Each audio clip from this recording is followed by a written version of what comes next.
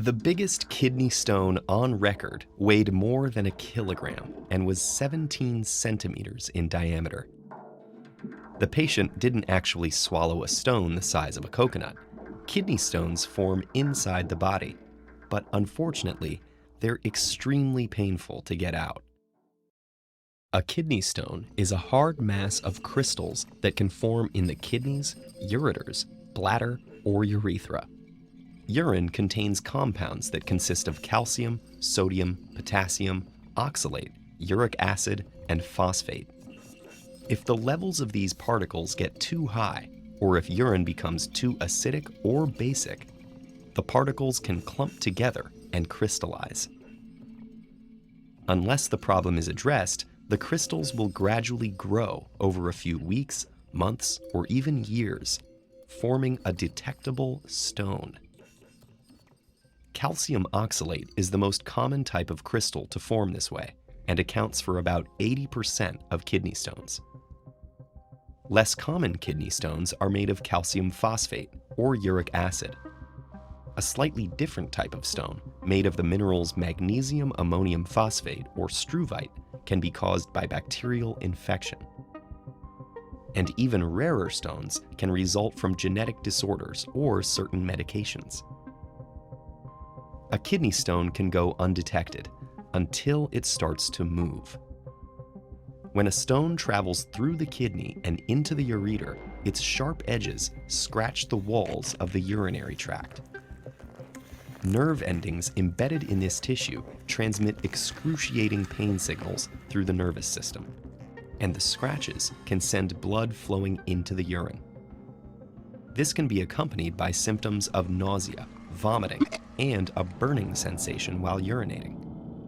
If a stone gets big enough to actually block the flow of urine, it can create an infection or backflow and damage the kidneys themselves.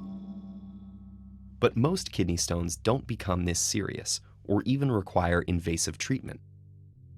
Masses less than 5 millimeters in diameter will usually pass out of the body on their own. A doctor will often simply recommend drinking large amounts of water to help speed the process along, and maybe taking some painkillers. If the stone is slightly larger, medications like alpha blockers can help by relaxing the muscles in the ureter and making it easier for the stone to get through.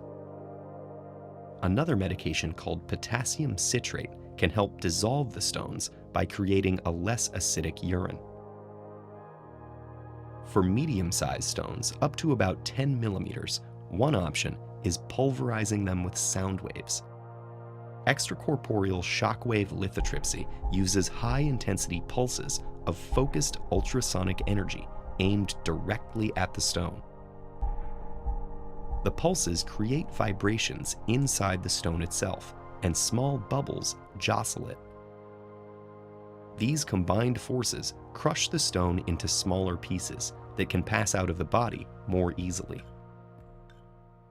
But zapping a stone with sound doesn't work as well if it's simply too big.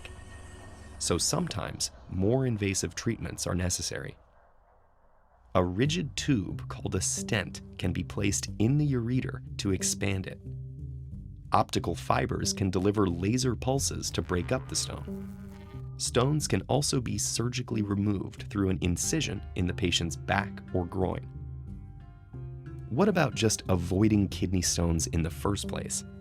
For people prone to them, their doctor may recommend drinking plenty of water, which dilutes the calcium, oxalate, and other compounds that eventually build up into painful stones. Foods like potato chips, spinach, rhubarb, and beets are high in oxalate, so doctors might advise limiting them. Even though calcium is often found in stones, calcium in foods and beverages can actually help by binding to oxalate in the digestive tract before it can be absorbed and reach the kidneys. If you do end up with a kidney stone, you're not alone. Data suggest that rates are rising, but that world record probably won't be broken anytime soon.